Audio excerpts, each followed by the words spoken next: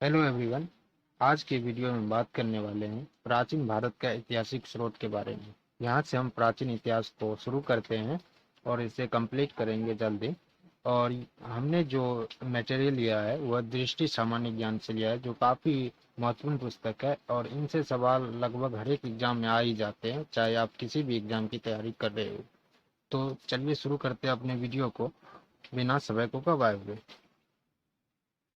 शुरू करने से पहले हम अपने बारे में भी कुछ बता दें। मेरा नाम अंकित कुमार है और अ, मेरे चैनल का नाम स्टडी फॉर सक्सेस विद अंकित में, जहाँ पे जनरल कंपटीशन की तैयारी करवाई जाती है। तो अगर आप अभी तक नहीं जुड़े थे हमसे तो जुड़ जाए और हमारे वीडियो को वॉच करें और इस चैनल को सब्सक्राइब कर लें ताकि हम आपके लिए वीडियो लाते रहें। चलिए शुरू करते हैं अब अपने वीडियो को। हमारा पहला चैप्टर है प्राचीन भारत के इतिहास में। प्राचीन भारतीय इतिहास के ऐतिहासिक स्रोत। हमें किस किस स्रोत से हमें प्राचीन भारतीय इतिहास के बारे में जानकारी मिलती है, उनके बारे में हमें देखना पड़ता है इसमें। तो पहले हम इतिहास की देख लेते हैं, परिभाषा क्या है।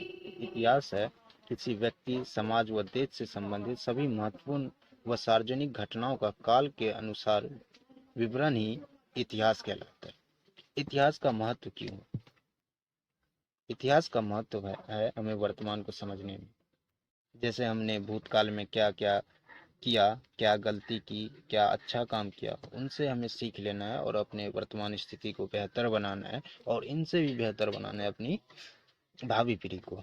और दूसरा है ज्ञान की प्राप्ति में।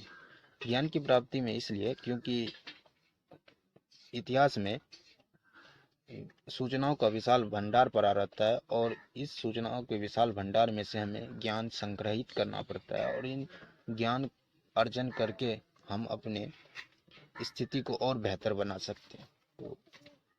तो यही महत्व है इतिहास को पढ़ने का। और हम ज़्यादा डीप में नहीं जाएंगे जनरल कंपटीशन के दृष्टिकोण से। तो चलिए शुरू करते हैं। हमने यहाँ तक इतिहास को, इतिहास की परिभाषा समझा, इतिहास का महत्व क्या है ये समझा। अब हम इतिहास को कितने भागों में बांट सकते हैं ताकि हमें अध्ययन में सुविधा हो, तो हम इनको 3 भाग में बांट सकते हैं: प्राग ऐतिहासिक काल, आद्य ऐतिहासिक काल, ऐतिहासिक काल। अब हम इन तीनों को बारी बारी से डिटेल से समझेंगे और इनमें क्या होता है ये चीज़ें देखेंगे। प्राग ऐतिहासिक काल। प्राग ऐतिहासिक काल यानी कि मानव की उत्पत्ति से 3000 ईसा पूर्व तक के कालखंड को प्राग ऐतिहासिक काल माना जाता है। इसका कोई लिखित स्रोत प्राप्त नहीं, लेकिन केवल पुरातात्विक स्रोत प्राप्त है।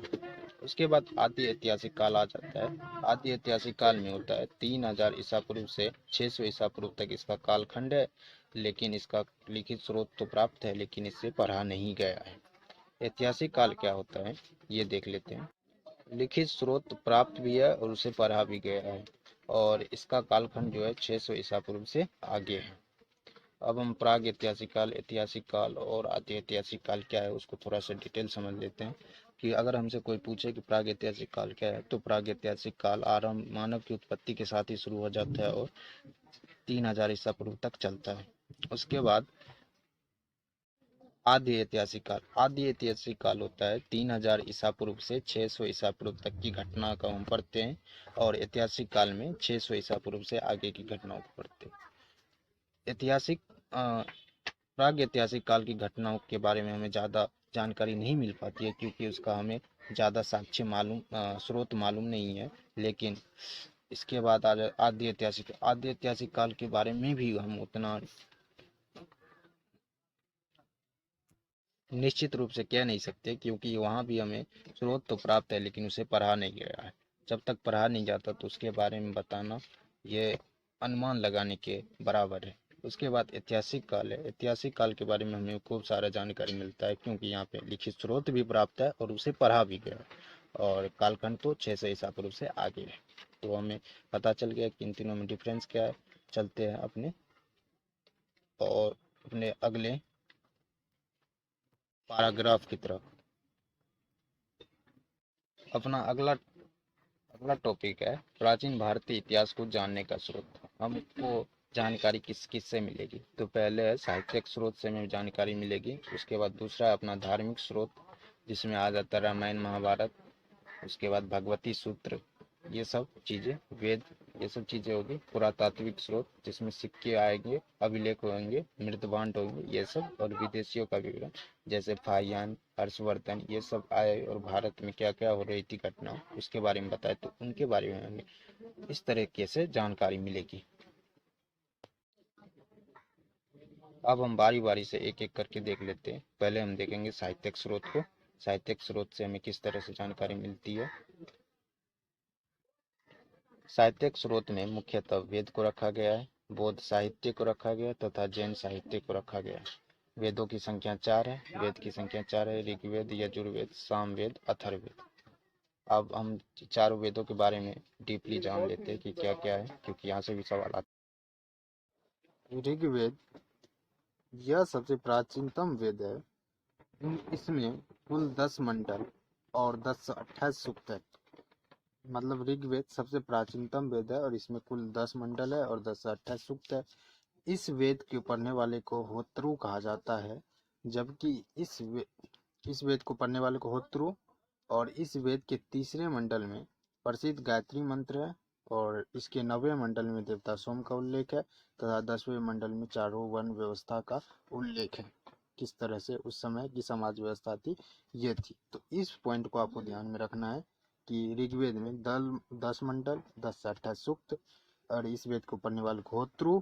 और इसमें तीसरे मंडल में गायत्री मंत्र है, 9वें मंडल में देवता सोम का उल्लेख है और 10वें मंडल में चारों वर्ण व्यवस्था का उल्लेख मिलता है। चलते अगले स्लाइड की तरफ।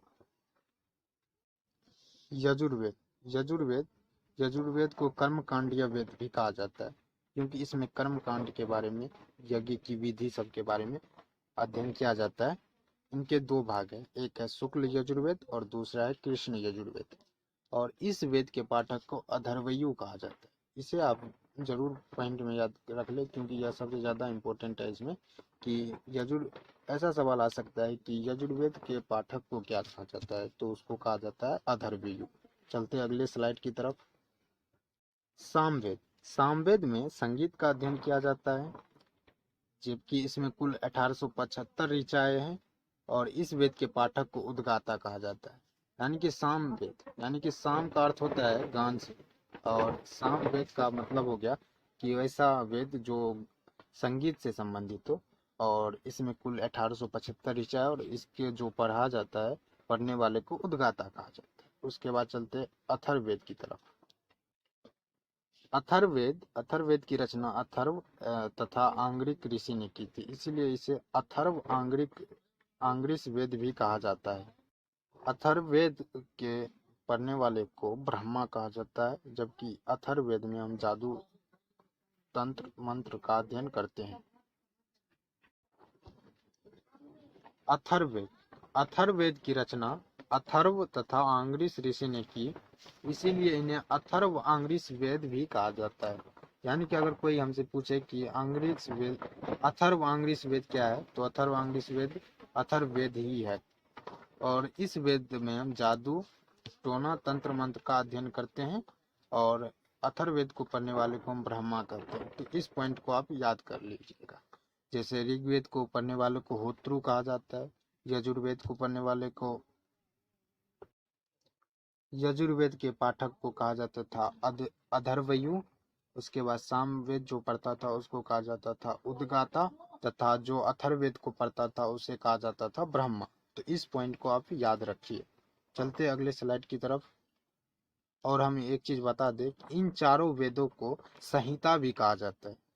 ऋग्वेद, यजुर्वेद और अथर्ववेद को त्रैवेदिक कहा जाता है, यानी कि 3 वेद। तो इसे आप ध्यान में रखिएगा। चलते अगले स्लाइड की तरफ। अगर आपको यह वीडियो पसंद आ रही है तो इस वीडियो को लाइक करें, शेयर करें और सब्सक्राइब करें हमारे चैनल को। चलते अगले स्लाइड की तरफ। अब हमने वेद को पढ़ लिया।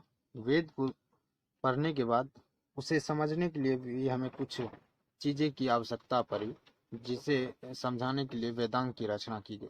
तो वेदांग जो है, वेदों को समझने के लिए वेदांग की रचना की गई। और ये 6 प्रकार के हैं: शिक्षा, ज्योतिष, कल्प, व्याकरण, निरुक्त, छंद।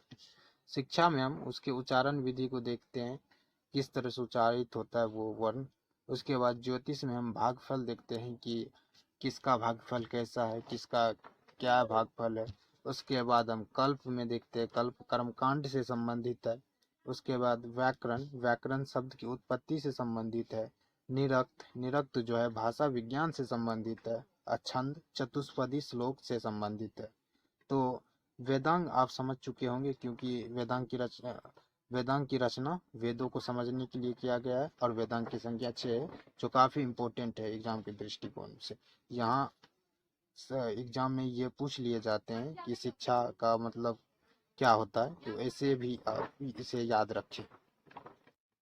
अब हम देख लेते हैं धार्मिक स्रोत। धार्मिक स्रोत से हमें कैसी जानकारी मिलती है, इसके बारे में हम देख लेते हैं। धार्मिक स्रोत में मुख्यतः महाकाव्य आते हैं, पुराण आते हैं, बौद्ध साहित्य तथा जैन साहित्य आदि आते हैं। चलिए पहले कर लेते हैं पुराण की बात। तो पुराण है, पुराणों की संख्या 18 है। पुराणों के रचयिता लोमहर्ष अथवा उसके पुत्र जो है उग्र सर्वा को माना जाता है। और पुराणों में सबसे प्रामाणिक व प्राचीन पुराण कौन सा है? मत्स्य पुराण। अब हम कौन से पुराण किस वन से संबंधित है उसके बारे में भी जान लेते हैं, क्योंकि वहीं से सवाल आएंगे। और यहाँ पे आपको मेन पॉइंट याद रखना है कि पुराणों की संख्या 18 और इसके रचयिता कौन है, तो इसको आप ध्यान में जरूर रखिएगा। चलते हैं अगले स्लाइड की तरफ। जैसे जैसे हमें मत्स्य पुराण से सातवाहन वंश के बारे में जानकारी मिलती है, विष्णु पुराण से हमें मौर्य वंश के बारे में जानकारी मिलती है, वायु पुराण से हमें गुप्त वंश के बारे में जानकारी मिलती है। तो इसे आप याद रखिएगा। चलते अगले स्लाइड की तरफ। अब हम बौद्ध साहित्य को देख लेते हैं। बौद्ध साहित्य से हमें किस तरह की जानकारी मिलती है। बौद्ध साहित्य में त्रिपिटक मुख्य रूप से वर्णित है, और त्रिपिटक को भी मुख्यतः 3 भागों में बांटा गया है। पहला है विनय पिटक, दूसरा है सूत पिटक और तीसरा है अभिधम पिटक। विनय पिटक में हम संघ संबंधी नियम को देखते हैं कि संघ कैसे चलना चाहिए, ऐसे इस नियम को देखते। सूत पिटक में क्या होता है? धार्मिक बुद्ध भगवान बुद्ध ने जो सिद्धांत दिया है उसके सिद्धांत का संग्रह किया गया है एक बुक में, उसे सूत पिटक बोला गया। अभिधम पिटक जो है भगवान बुद्ध के दार्शनिक सिद्धांत किस तरह से है उसका संग्रह किया गया है, तो उसे अभिधम पिटक बोला गया। और हम आपको बता दें कि बौद्ध ग्रंथ मुख्यतः पाली भाषा में लिखे गए हैं। और एक मेजर डिफरेंस होता है कि जैन ग्रंथ वो मागधी भाषा या प्राकृतिक भाषा में लिखे गए हैं। तो इस दोनों के बीच में आपको डिफरेंस याद रखना है, यहीं से सवाल बनते हैं। अब हम जैन साहित्य को भी देख लेते हैं। पहले जैन धर्म के तीर्थंकर और उनसे संबंधित महाकाव्य से भी हमें कुछ इतिहास के बारे में जानकारी मिलती है। जैसे जैन साहित्य में प्रमुख ग्रंथ है परिशिष्ट पर्वन, भगवती सूत्र। भगवती सूत्र से हमें 16 महाजनपद के बारे में जानकारी मिलती है। तो इस तरह से हमें जैन साहित्य से इतिहास के बारे में जानकारी मिलती है। अब हम पुरातात्विक स्रोत को देख लेते हैं। पुरातात्विक स्रोत में मुख्यतः अभिलेख को रखा गया तथा सिक्के को रखा गया। अभिलेख और सिक्के से हमें किस तरीके से जानकारी मिलती है उसके बारे में हमको जानना है। सिक्के और सिक्के के अलावा मृदभांड भी बोल सकते हैं, मृदभांड और बहुत सारी चीजें हैं, लेकिन हम मुख्यतः अभिलेख और सिक्के को ही रखे हैं। तो चलिए चलते हैं अभिलेख और सिक्के को एक थोड़ा थोड़ा बेसिक जानकारी ले लेते हैं। उसके बाद तो अगले चैप्टर में हम इसे बढ़िया डिटेल से देखेंगे। इतिहास को जानने का सबसे अच्छा साधन अभिलेख है। अभिलेख से हमें बहुत सारे इतिहास के बारे में जानकारी मिलती है। जैसे बोगा बोगाज कोई अभिलेख से, अब बोगाज कोई अभिलेख पर ऋग्वेद के 4 देवता जैसे मित्र, वरुण, इंद्र और नासत्य के नाम का उल्लेख मिलता है। हाथी गुम्फा अभिलेख, हाथी गुम्फा अभिलेख से हमें कलिंग के चेदी शासक खारवेल के बारे में जानकारी मिलता है। तो हमने यहाँ पे मात्र 2 ही अभिलेख देखे, लेकिन हम जैसे जैसे आगे चैप्टर करेंगे तो वहाँ पे हम बहुत सारे अभिलेख पढ़ेंगे। जैसे अशोक का अभिलेख बहुत सारा है, तो वहाँ पे पढ़ेंगे, तो टेंशन नहीं लीजिएगा आप। और चलते अगले स्लाइड की तरफ। सिक्का, सिक्का जो है भारत के पश्चिमोत्तर भाग में सिक्के सर्वप्रथम यवन शासकों ने जारी किए। प्राचीनतम सिक्कों को आहत सिक्का कहा जाता है। ये काफी इंपॉर्टेंट है, आहत सिक्का। ऐसे सवाल पूछ लिए जाते हैं कि आहत का शाब्दिक अर्थ क्या होता है। तो आहत का शाब्दिक अर्थ होता है प्राचीनतम सिक्के जो प्राचीन भारत में चलते थे। तो इस तरह हमने अपने पहले चैप्टर को समाप्त कर लिया, जिसका नाम था प्राचीन भारतीय इतिहास के स्रोत। आशा है आपको ये वीडियो पसंद आई होगी। अगर पसंद आता है तो इस वीडियो को लाइक कर दें और हमारे चैनल को सब्सक्राइब कर दें, और क्योंकि हम आपके लिए ऐसे ही मज़ेदार वीडियो लाते रहेंगे। इसके बाद अगला चैप्टर है हड़प्पा सभ्यता, वो जहाँ से बहुत सारे सवाल आते हैं, और उस चैप्टर को हम एक ही वीडियो में करेंगे।